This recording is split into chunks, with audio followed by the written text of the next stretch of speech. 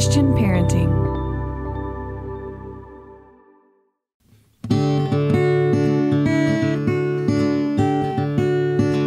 Aloha, friends. Welcome to the Monica Swanson podcast, powered by Christian Parenting.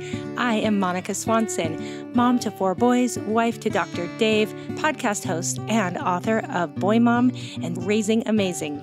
Here on the podcast, it is my goal to bring you practical advice and biblical wisdom for raising amazing kids and building strong families. You can always find show notes over at monicaswanson.com/podcast. I'm so glad you're here, and I hope you'll be encouraged.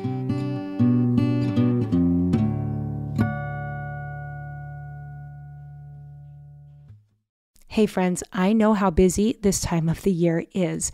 And as much as I love home-cooked meals, sometimes there is just not enough time. But I have good news for you.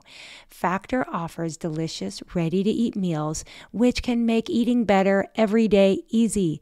Wherever tomorrow takes you, be ready with your pre-prepared, chef-crafted, and dietitian-approved meals delivered right to your door. There are 2-minute meals, so you can fuel up fast with Factor's restaurant quality meals that are ready to heat and eat whenever you are. They have snacks and smoothies and more. There's a wide variety of options and 55 nutrition-packed add-ons that will help make your weekly meal planning even more delicious. So head over to factormeals.com/Swanson50 and use code Swanson50 to get, you guessed it, 50% off. That's code Swanson50 over at factormeals.com/Swanson50, and you're going to get 50% off. No prep, no mess. Factor meals are 100% ready to heat and eat, so there's no prepping, cooking, or cleanup needed. Yay for that.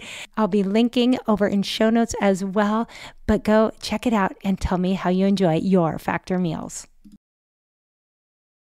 Well, hey friends, welcome back to the podcast. I'm so glad to get to hang out with you again today. And I am so excited to share today's episode with you. I have an interview with Cynthia Yanof, and it's kind of like the comedic relief we all need. Cynthia has such a way of speaking serious truths and encouragement, but making you laugh. And so it all goes down so easy. So I can't wait to share it with all of you. First, though, I have to pause and just say, wow, what a month and what a spring. I have so much going on that my head is kind of spinning, but it's all so good. And so I hope you are not missing anything. And the best way to make sure you're staying up to date with all the things I have, like free stuff, downloads, a launch team for my next book about to open in April, be sure you're on my email list. And you can join that at monicaswanson.com/subscribe. Okay? I take good care of my email subscribers, and I will never share your email address, so you're safe with me. But that launch team is going to be so much fun, whether or not. So my next book, in case you're new around here, my next book is called Becoming Homeschoolers. And this book is really one part our family story. So I think anyone might enjoy kind of learning about how we became homeschoolers after never imagining we would, but it's also a guidebook for anyone who might be considering homeschooling. I cover everything you need to know from preschool to college. So I've poured a lot of work into this. There's a huge resource list, and I think it's just going to be super helpful. I'm just so proud of how it turned out. And the launch team, again, it's for anyone who wants to join to support the launch of this book that I've poured so much into. So whether you are a homeschooler or considering homeschooling, or maybe you just want to support my efforts, you will be welcome to join the launch team. And we're going to be doing some great giveaways in there. We're going to have so much fun. It'll start in April. So stay tuned and be sure, again, you're on my email list at monicaswanson.com/subscribe. Now, before we jump into this interview, I do have to tell you about another fantastic resource over at the Christian Parenting website. And I just want to make a side note here. I am so thankful that I have teamed up with a ministry that offers such excellent resources. I always get a copy of whatever they have going at that time. And these cards, they are so good. Like, they feel good. They're beautiful. I love how they're designed. These are scripture affirmation cards for your kids, and they cover all kinds of topics with just a little word of encouragement and a scripture verse. And there's something you could leave in your kids' lunchbox, on their pillow, on their desk. Here's a couple topics right in front of me. One says, when it's hard to make the right choice. And then there's a verse, and on the backside, just the cutest design. When you feel stressed, when your best wasn't good enough, when things don't go as planned. Okay, hello, I think I need these cards. These are so great for me to just have in front of me on my desk, but then to be able to give them to our kids, even mail them to our college kids. I love these so much. And you can get a copy for yourself to share with your kids over at www.cpgive.org. Again, that's the letter CP as in Christian Parenting Give.org. I know you're going to love these. So head over there and check them out and get a copy, a whole pack of these to use for your family.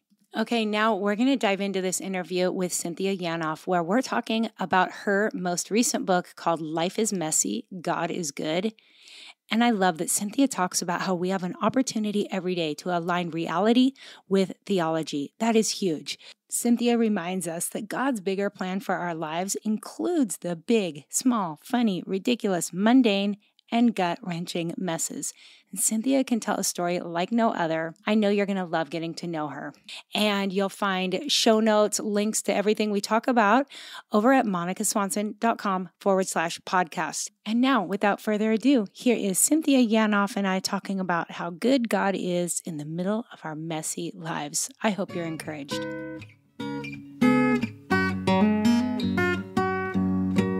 Cynthia, welcome to the podcast. Hey, thanks for having me. How are you, friend? Oh, I am so good. And I have been so looking forward. I feel like you and I struggled to make this connection. We kept having to move and bump. And so I am so excited to talk to you. And I feel like my list is so long, all the things I want to cover. So I'm going to dive in quick. But first, for anyone that doesn't know you, give us a quick, tell us about you, who you are, where you are. Yeah, the 2-second on me is, I'm a wife, a mom. I used to be a lawyer, and the Lord called me into different stuff. And so now I'm author, podcaster. My podcast is called Mesmerized with 2 S's. And I have a husband of 21 years. No, that's wrong because my daughter's 21. Let's think again. Do the math quick. I have a husband of 23 years. There we go. And I have a college kid. I have a high school kid, and everyone brace yourself. I have a first grader. There we go. So yeah, college, high school, and first grade, a little foster care, foster care adoption story. And that's where I am in life. Oh, so good. I love that. And I love that about you because my spread isn't quite that wide, but I similarly have college and I guess now it's middle school. Actually college grad and middle school. So we understand that whole thing, and we're going to get to that too in this conversation. But we're going to talk about your brand new book, Life is Messy, God is Good. And I just told you before we started, I can be like your top sales girl because literally I can't tell you how many people I have opened up and just read the opening of your book to. That's so nice. I feel like when you're reading out loud to friends and family members, it's got to be a good book. So well done. Such a great book. Thank you. That means a ton coming from you. No, so I appreciate that. Truly. You make me laugh, but you also get to that heart place. And that's huge. And it's so important. And yeah, it's actually taken me a long time to read it, not because it's hard to read, but because I keep going back and rereading stories. And they're so good. So.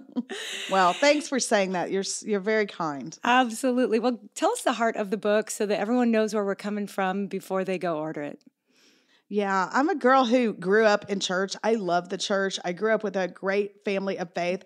And it took me, I'm kind of a slow study, I think. It took me 20, 30 years of life to realize I had categorized my life in the spiritual aspects and then just everything else. And the spiritual aspects, were like Sunday mornings or maybe, those moments when I knew God was present. We know he's always present, but those moments when you really feel it. I was like, I just had a baby. I was at youth camp in 8th grade, all those things. But then there was everything else. And then I had kids, and that everything else got really messy and unpredictable and off script.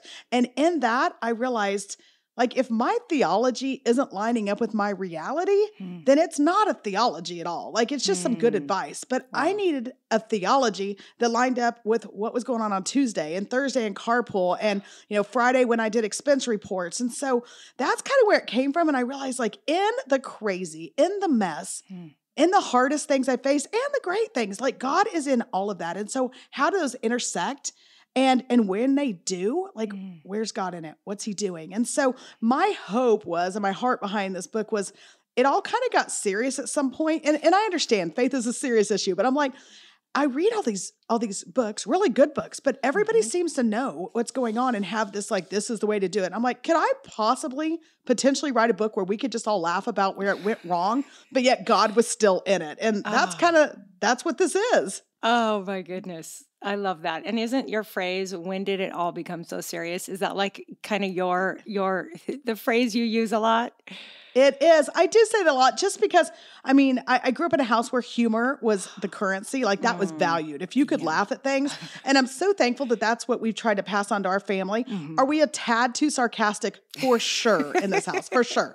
But like, that's like, we argue almost daily on who's the funniest in the family. I'm like, no, it's clearly me, you guys. And like, we laugh all the time. And I just want to have a faith that we can laugh sometimes and we can be like, you know what, that was so wheels off. And I don't know what I was thinking there, and be able to laugh. My mom always said, if you're going to laugh about it in a year, then laugh about it now.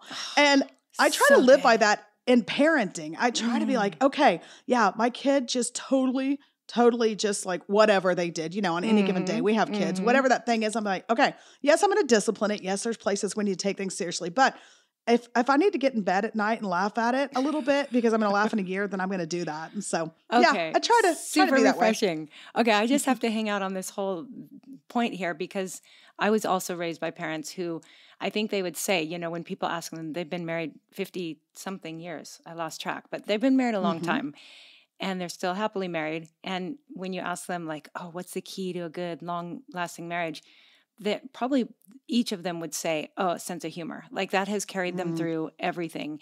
So I was raised in that kind of home where every day there's laughter. So I love it. But I have 4 kids and I don't know about you, but it's number 4 that has really brought the humor into our home. They say that the baby is often the comedian of the family. Yeah. And I think too, that perspective, which is all throughout your book, the topic of perspective, love that so much. We need it so desperately. But I think because maybe he's my last, like I have this perspective shift that I'm just letting myself laugh more. And sometimes it's a moment that he knows if he can get me to laugh. And so it's frustrating in a sense, but at the same time, it's like so healthy and it feels so good to just let myself laugh at it and know that, yeah, in a year I will laugh at this. So might as well laugh today. So good. Well, yeah. I'm the baby too, for what it's worth. Okay. I'm the baby, the family too. Go. But yeah, my little one, bless it. I mean, literally, the other day, he was in the car with some other moms and little boys, and the mom said she asked, and by the way, the mom who was driving the kids around, it was her oldest, okay? So imagine the oldest with by far the youngest. And she's like, what do y'all want to listen to? And she's like, I'm thinking like Kids Bop. And she goes, no lie, your kid said Bruno Mars. And I said, well, I apologize for that, but he has 2 older siblings, so that's all he knows. He's never heard of Kids Bop. So yeah, you just kind of have to laugh, don't you? Right? And be like, What you gonna do? You do. Yeah. And those youngest, when they have the older siblings, I mean, my mom's always like, oh, Levi's missed out on his childhood. He's been busy being a teenager since he could walk, Right. So, oh my goodness. So the youngest is adopted, right? Yes. And still got your sense of humor. Somehow the genetics got in there, got that DNA. Yeah. Well, I thought you were going to say something else. You kept saying still and pausing. I thought you were going to say he's still not reading, because there's that too, you guys. We even held him back and he's still not reading. And so listen, before everyone's like, oh, good, she wrote a book and she's going to talk about parenting or whatever else, like we are totally missing the boat. But yes, he has a pretty good sense of humor. Of course, he takes it too far constantly because he's the youngest. And what sounds funny or is kind of funny coming out of like, a junior in high school or in college isn't quite as, endearing with a little one, but nonetheless, yeah, he's pretty funny. Absolutely. And I think you mentioned the reading issue. I think when they do have a great sense of humor, they learn to compensate for other things using that, which is good, but we also need to be aware of it, right? Right. It's time to read, everyone. In fact, people have heard me laughing about this. Not laughing, well, kind of laughing, so I don't cry. And everyone is sending me like their book recommendations. People are like, if you can get to Cleveland, I can tutor him. I'm like, bless it, poor kid. He's going to be fine. He'll be fine, everyone. It's fine. Yes, absolutely. Okay, well, you touched on foster care, but I'm so interested because I'm such a fan and I just love your heart for that. Can you tell us just a little bit of that story? Yeah, the short version is I was sitting downtown Dallas in a law firm, 40th floor, and I had this moment of what now I would call church words, holy discontent. Okay. Like if you grew up in church, you know those words. Mm-hmm. But basically, I knew the words. I don't think I knew the feeling until that day, but I was sitting in my office and I kind of put my head back and I had the sense of the Lord just saying, there's something else. And I've never had that before. And I was like, well, I got a really good job and I have a really good education to give me that job. So we're going to chalk that up to lunch or something because that's got to be wrong. Yeah. And then over a series of time, I just knew. And so I just prayed. I'm like, Lord, whatever it is you want for our family, we'll do it, like whatever it is, but just like make it evident, like obvious to us. And so over a period of a couple of months, I stopped practicing law. My husband's a lawyer and I'm so thankful that he is. I mean, he pays the bills, thankfully. And I who knows what I do, but I stopped practicing law and we knew that the Lord called us into foster care. And so that's kind of how we got there. But and even then we were like the most reluctant. I always say it was the most reluctant yes I've ever given because I was like, oh gosh, Lord, I think foster care is for like those super spiritual people that are like, you know, like all in. And I feel like we like let our kids play select sports on Sundays and like we break some of the rules of what you're supposed to do. And the Lord is like, no, you're the ones. Yeah. And so our little one, it was the very first placement we got and he never left. We were not looking to adopt, but the Lord had a different plan. And so, yeah, he's been with us since he was 2 months old. We adopted him at 2. And I'll just sum up the whole thing to say, my testimony is always about foster care. And I want this to be a word for whatever God's calling you to, not specific to foster care, but I went into it scared of what it would do to our family. And I came out of it scared of who we'd be if we had not done it. Because the Lord changes you when you go do the things you're called to do. And whether that's foster care or taking a casserole across the street or whatever your thing is, the Lord changes you and he changes your family from the inside out. And the thing is he's faithful and he is good and you know him differently when you walk roads where if he doesn't show up, it's going to be bad. And so I just, when people ask about foster care, I'm always a little hesitant because I do think a lot of people are called to foster care. I think a lot of people aren't, but I always want our story to be a bigger story of like, listen, go do the hard thing. Wow. You can do this and the Lord will show up. Okay. That gave me goosebumps, or as we say here in Hawaii, chicken skin. That was like such a word and so important for whatever it is. And we each know, like everybody listening right now is thinking of that thing that might be on their heart. Maybe the Lord's nudged them and they're like, oh, what if I don't do it? Like, that's a great way to look at it. That's powerful. Just a reluctant yes is all it takes. Not even a like, I'm all in, just a little yes. Yeah. It goes a long way. So, yeah. And probably like I say about homeschooling, you would say about foster care that, yeah, it's not for everyone, but a lot more people would do it if they knew how great it was or knew what it would look like for their family. So, that's amazing. Would you want to homeschool another one? I've got one over here that could learn to read. We could come for a little while. Hey, you are welcome here. That would be so much fun. I think our kids would get into some trouble together, though. For sure. Okay, well, there's too many topics in this book I want to cover because I know that everyone listening can relate to so many of them. But I want to talk friendships. All of us moms, it can be a struggle. It can be hard when you're busy, maybe working with your family, all that. But you talk about your 4 crazy friends, or the category of 4 crazy friends. Can you expound on that a little for us? Yeah. I think friendship's one of those things that like we crave.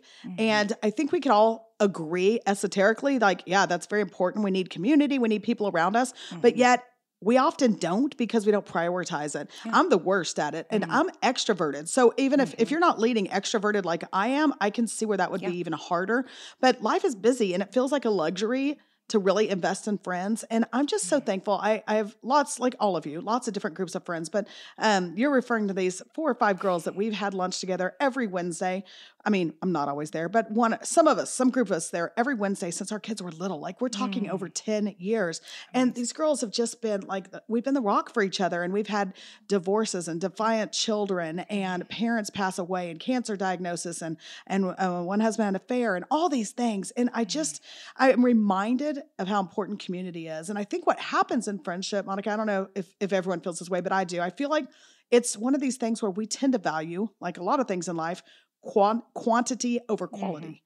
And the thing is like, we just need quality friendships. We need good, strong, and if you're like me, it's easy to look around and be like, oh man, everybody went on a girls trip. I didn't get invited. Oh, they all had a game night. Nobody, like I can go back to my 6th grade insecurities faster than anyone can think of. And so my encouragement has been just lean in to the ones that the Lord's put around you. Be that friend to others. Be the friend you need.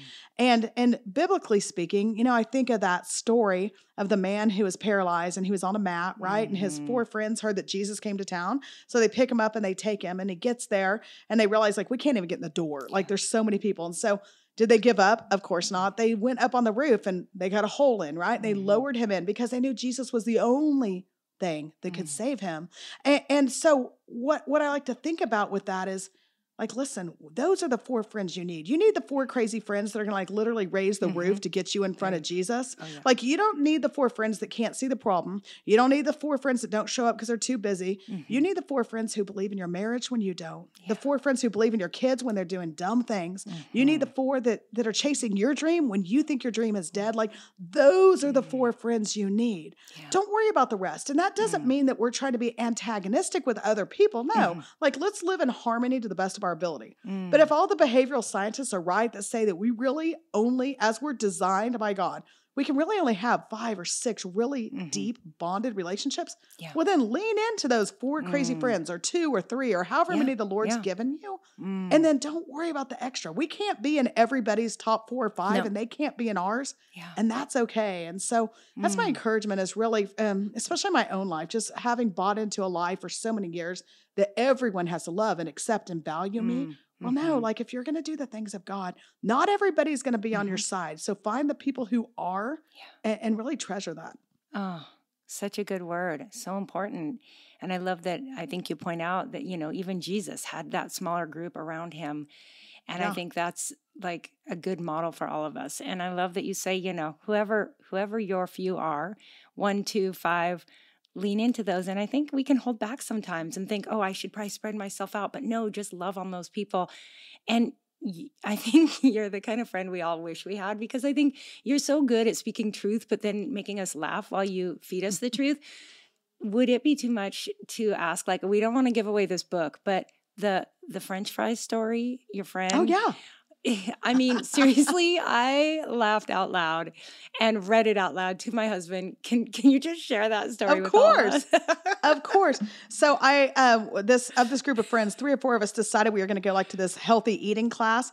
And so I kind of start the book by saying this, and then I mark it out, and I'm like, never mind, let's just call it Fat Camp. So we decided to go to what we called as Fat Camp, and it was this class where they're going to talk out, you know, healthy eating and examining your priorities with food and blah, blah.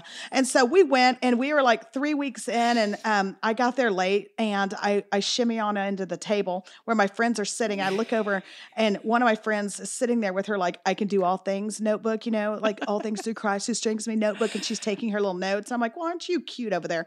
And then as I look closer, she has a scarf on. It's winter.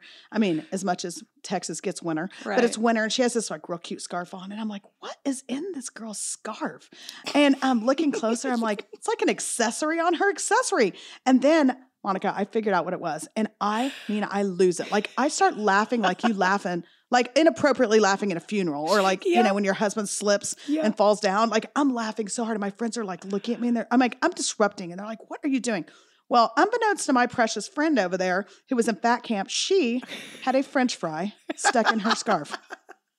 A French fry, you guys. And I don't mean like a little like McDonald's. We're talking Chick-fil-A waffle fry stuck in her scarf because she had gone through the drive-thru on her way to Fat Camp and didn't realize she had dropped a scarf in it. A French fry in it. And so we still laugh about it. And I told her, I'm like, listen, you get no judgment from me, other than the fact that you didn't invite me. Like, I would have gone to the Chick-fil-A on the way to Fat Camp. Don't be going without me, girl. Oh my goodness. So we have laughed. The best story ever. And laughed about that. But I do kind of draw it into a point of there are those things, like, in our life that we have. Sometimes we're trying to do the best we can in raising our kids, or being a good wife, or whatever your thing is. And you have a French fry in your scarf. Like, what is the thing that people either see or can't see? Sometimes you know, sometimes you don't know. But what are those things that are like the impediments to our best laid intentions? Yes. And you can go to all the fat camps you want, but if you're driving through all the time, it's probably not going to do anything for you. And that's just a metaphor for bigger life issues, right?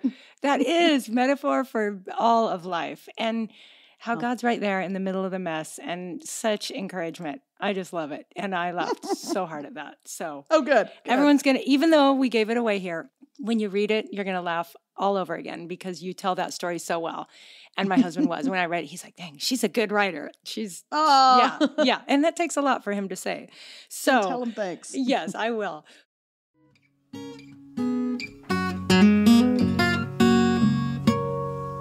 If someone had told me 18 years ago when my older sons started homeschooling that one day they would be graduating from college with degrees in engineering and data analytics, I'm not sure if I would have believed you.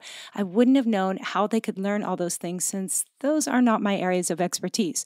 Well, thankfully, God provided, and we found some great curriculums along the way. And the curriculum that my boys would say most prepared them for their studies was the Shorman math classes found at diveintomath.com. Now, Dive Into Math offers a biblical and historical foundation in their math classes, teaching the why of learning math. They have self-paced courses and state-of-the-art e-learning systems featuring expert video instruction, interactive assignments with auto-grading, auto-recording, video solutions, and Q&A support with Dr. Shorman, which my boys did utilize. Now, Dr. Shorman is from Texas A&M. He is well-studied, so smart, but he's moved here to the North Shore of Oahu, and we've gotten to know him well, and he is an amazing man we have so much respect for. This next year, as Levi starts high school, he'll be taking Dr. Shorman's Algebra 1 and 2, which teaches every concept on the PSAT, SAT, and ACT with over 200 practice questions. You guys, this is a great curriculum. I highly recommend if your kids are interested in college, or at least you want to keep that door open, definitely go to diveintomath.com. Check out all that they have to offer. Let me know what you think. Can't wait to hear from you. Hey friends, well, after a long and for many of you cold winter, are you ready to bring the spirit of the islands into your home? Look no further than Home Threads, where comfort meets coastal living. At homethreads.com, you can discover a collection inspired by the tranquility of the beach. From breezy linens to stylish coastal decor, they've got everything you need to turn your home into a seaside retreat, and always at the best value. If you haven't been to the Home Threads website yet, you have to go check it out. See their beautiful bedding, everything they have for your kitchen, lighting, workspace, and a gift guide, which has something for everyone on your list. I'm thinking ahead to Mother's Day, Father's Day, anniversaries, birthdays, and more. So visit homethreads.com/Monica and get a code for 15% off your first order. Because whether you're on the islands or dreaming of the sea, Home Threads brings the beach to you. Home Threads, love where you live. With that, you already mentioned some of the lies you were believing. And I so appreciate that you point out in this book just how many lies are in our culture that can just, across the board, every area of life, we know that. We're in a spiritual battle as long as we're on this earth as believers. But I think some of those lies creep into our lives as moms, as women. Can you talk a little bit about that? Some of the lies that you've struggled with and how you've overcome them? Yeah. One of them, is that everyone has to love and accept me. We kind of talked about that. I think another one that I've struggled with is that I'm defined by the success and failures of my kids. And it's funny because, Monica, I wouldn't have been the person that thought that. Like, I feel like I'm kind of independent. And I'm the first to tell you my kids are yahoos. Like, we don't really raise the most intelligent people ever. Like, we're just mediocre, but we're lots of fun. And so I never would have thought like I would be that person that's totally defined by my kids. And I figured it out pretty fast that was becoming an issue. And I think here's the hard truth. If you're going to be defined by the success and failures of your kids, you got to stop and look at what the world is calling a success and a failure. Amen. Right? Like the world is calling us success things that are measurable, how well you do academically, how fast you can run around the track, all those kind of things. But what's not measurable are the very things that are most God honoring on any given day. Yes. Like we're not measuring and calling us success or giving a certificate when our kid leaves a text thread that's not appropriate, or when our kid sits with someone else in the cafeteria that didn't have a friend, or our kid walks away from a popular group because they're making bad choices. Like that's not measurable, but that's God honoring. And so that's the issue that comes with our culture's definition of success is most often measurable. And the things we want our kids to do are not measurable.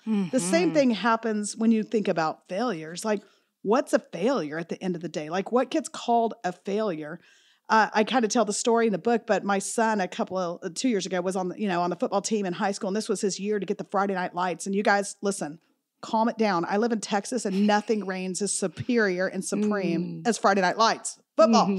And so this was his year. And so he's all ready. Like the season starts and he's like, put me in, coach. And he's all ready. And he didn't go in. And the next week he doesn't go in, and the next week. And so it got real quiet and real interesting in our house. And by the end of the season, he played a tiny bit, but not really. And so he was really bummed. We all were. And we went to the end of the year, like banquet, a football banquet. And I was like, do we really have to go? To my husband, I'm like, do we really have to go? Like, we've been celebrating these kids all year. Yeah. And there's nothing wrong with that. I'm so glad we were celebrating. But at the same time, I was just like, is this necessary? And so we get there. My husband's, of course, much more rational and reasonable than I am. So he's like, yeah, we're going. And so is our son. So we go and they call out all the awards at the very end. Last award, I'm like, oh, we're finally going to get out of here. They call up my son. And I'm like, okay, well, coach, you got the wrong guy. Like, the kid didn't touch the field. And the coach starts talking about how the scout team, and, the scout team is the team that gets the real team ready. He didn't say that. I'm saying that. But, they do all the same workouts, the same hard hits. They are there all the long hours. But on Friday night, they're not playing. They're getting the other team, the real team, ready to play. And he named my son the MVP of the scout team. And you know what I realized in that moment? He took a perceived failure and he named it a success. And that's what I think is the deal. If we start defining ourselves by the failures of our kids, who gets to decide what's a failure? Instead, we need to be the people that are taking perceived failures and naming them a success, because we know that God can take anything and do something mighty out of it. And so I feel like our job has got to be, instead of being defined by the success and failures, like, we got to be out there naming scout team. We got to go out there and be like, yeah, to my kid and to yours, be like, yeah, that didn't go so well, but I know God can use that. And yeah, that may have looked like a failure in front of your friends or to the college board or to whatever it is, but I know that built something in you that I'm naming a success today. And so that's my encouragement. I just needed someone to help me. Most of my parenting years, see, like, believe forward in your kids and what God will do in your kids. Start naming things as success in your own kids, but be the mom that can do that for everyone else's kids too. Ooh. Oh, that's a good word right there. Thank you so much. And yeah, I talk a lot about character, and that's one challenging thing is it's not always measurable, and it's a heart issue. And so I love those opportunities to speak them out. And I think a mom's words are powerful. I think if we believe in our kids, even when they don't believe in themselves, so powerful. I love that story. Yeah. Well, and can I add one other thing to that? Of course. I do think this always stays with me. It's just that I feel like that coach really pointed out that just because our kids' names aren't called on the loudspeaker doesn't mean like their contribution didn't count. And just because they played a support role, that doesn't make it a failure. And just because you're not in the highlight video, like, you shouldn't diminish that value.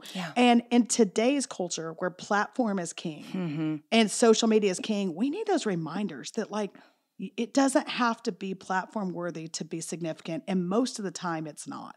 And so I just would encourage us in that. I think our kids hear that so much that it doesn't matter, unless it's this big, huge platform thing. And I just don't think I know that's not how the Lord works. I mean, heck, you guys, Jesus only had 12. So let's just calm down on needing these, big platforms to have any significance in life. But it is such a challenge because they are growing up with social media and they're seeing all these platforms and goodness, but if we can help them understand, the audience of one, I remember just feeling so blessed when my oldest son started to tell me that, the things he does is really because he really, really believes that God sees him and that there's eternal rewards. And I was like, if that can click.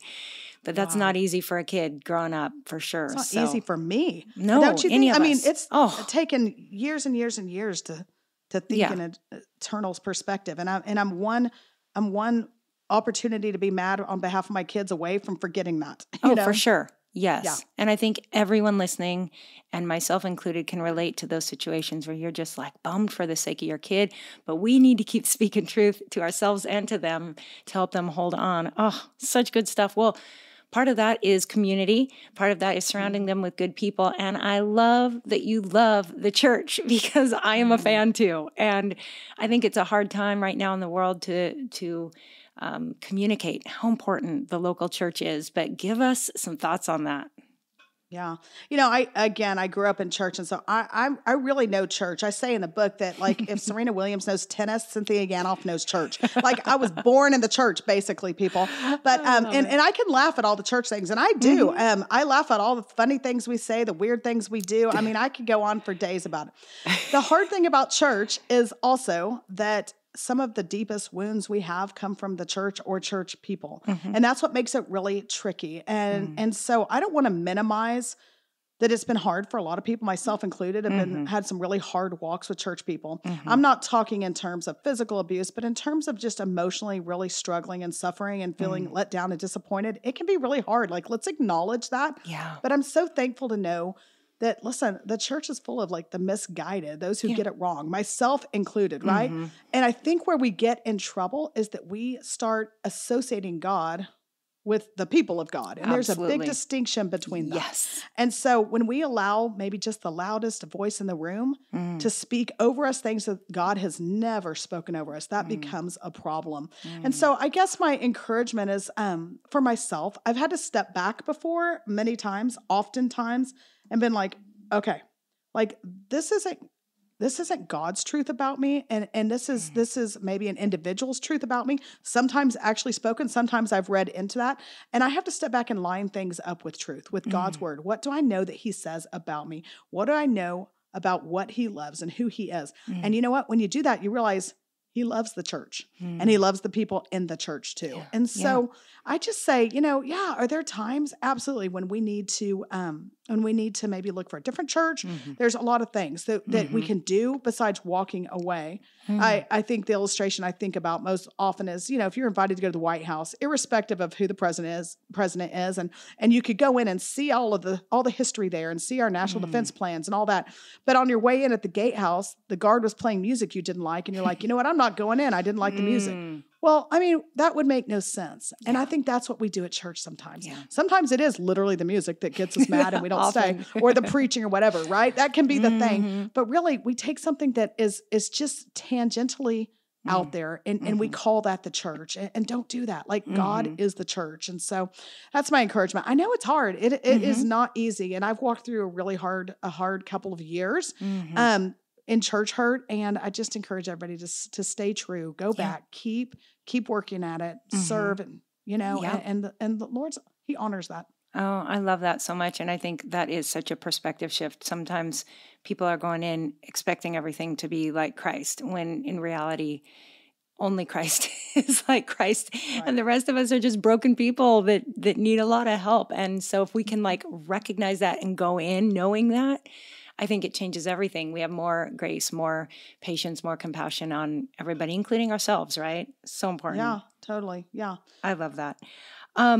Okay, so there's just 15 more points I want to cover, but I won't.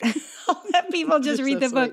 But I love, when I talk parenting, I talk a lot about keep your eyes on the vision for, the adults your kids will one day be. Instead of getting caught up in all the daily grind, really keep your vision on the end. But I love how you talk about living with the end in mind. And again, perspective all throughout this book. So tell us a little bit more about that, how we can all live with the end in mind. Yeah. Well, I think that's such a good question, a hard question. And I try to be practical when I'm talking because, I love it. In theory, we all want to do that, right?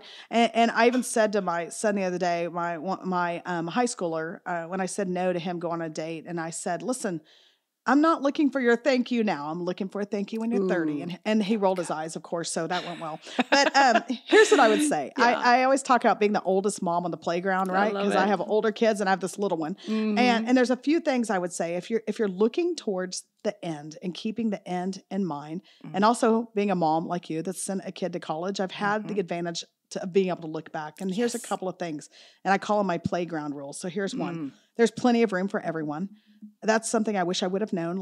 We don't have to siphon our life so small that we only let our kids around certain people and we only want them to be exposed to this or that. Listen, the kindest thing you can do on a given day is to invite someone else to the table, someone else that needs a spot, someone else that needs a friend. And so there is room for everyone.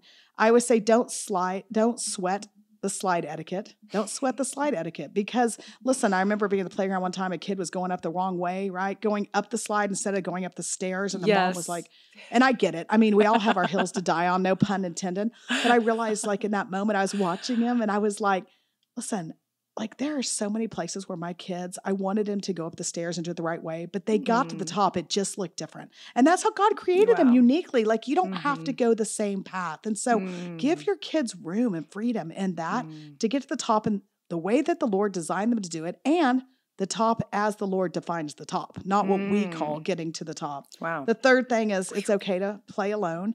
When I say that after I just said like there's room for everyone, but I do believe that it's okay to play alone. If we want kids are going to stand for their faith in today's culture, then we have to let them stand alone sometimes. And our kids cannot stand alone if we're not allowing them to, if we are not modeling it. Yeah. And so modeling it, when God calls you to do something, go do it, even if you're standing alone. When God tells you to get out of a group, even though it's so much fun and you love all those moms, but it's not the best spot for you, then walk away. Oh, yeah. We've got to raise kids who can stand alone in today's culture. And so, and the last one that I always talk about is like, don't throw wood chips. And that day, I'm talking about one specific day I was on the playground and I noticed all the kids were throwing wood chips and this mom, probably a teacher, I love the teachers, so she's like, knock it off everyone. And they stopped. I'm like, good for you. I'm sure I was scrolling Instagram, ignoring my child, but whatever the case, I was thinking, it's not just the kids that throw the wood chips, right? Like as moms, we do. And it looks like, big eyes at the birthday party when someone's kid is acting a certain way, or calling our friend on the way home being like, we should pray about so-and-so's child's decision. And right. All those things. Don't do that. Like there's so many roads we'll never have to walk. And so let's just have grace for each other. And so, that's kind of, if I could tell my younger self something now, kind of seeing, the end in sight in terms of actual parenting, my oldest who's in college now, I would just say, there's room for everyone at the table. Don't sweat the slide etiquette. It's okay for our kids to play alone, and don't throw wood chips. Those would be my thoughts. Such wisdom. And yet when you're just starting off and you're overwhelmed, it's hard to have that perspective. So I'm glad you could share it from that end of things. And I relate to you now that I'm the old mom here with my youngest friends. I'm always like, oh, it's so different this time. So we need that wisdom. Thank you for sharing. Okay. Well, love this book and just such a refreshing, encouraging, inspiring read. I'm guessing you can find it anywhere books are sold, but where can people find and follow you? Tell everyone where you're at. Yeah, thank you for that.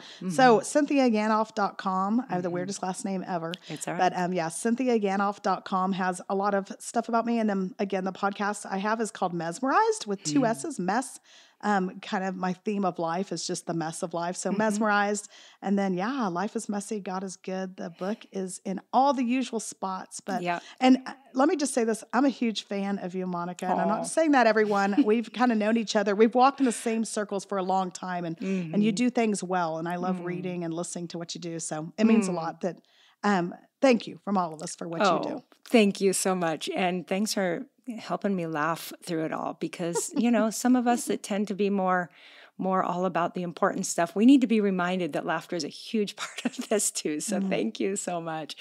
All right. Well, I'll definitely want to have you back on, and I'm sure we'll team up in other places, but God bless you. And thanks for your time today. Oh, thank you. All right, friends, I hope you enjoyed that conversation, and be sure to grab links and show notes over at monicaswanson.com/Cynthia-Yanof. And that is Cynthia spelled just like you would imagine, and Yanof, YANOF.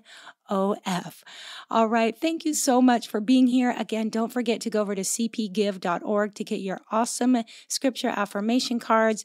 And also be sure to stay tuned for so many fun things coming up related to my book, launch team, other fun freebies and giveaways, as well as an amazing lineup of interviews and podcast episodes this spring. So please continue to tell your friends about the podcast and continue to share it. If you're not a subscriber yet to the podcast, be sure to click on that little subscribe plus sign on your podcast app so you're following and getting all the new episodes. And here's your reminder to stay strong, stay faithful, keep raising those kids with intention and building your amazing families. We need each other. So stay strong for one another. All right. Have a wonderful rest of your week. And until next time, aloha.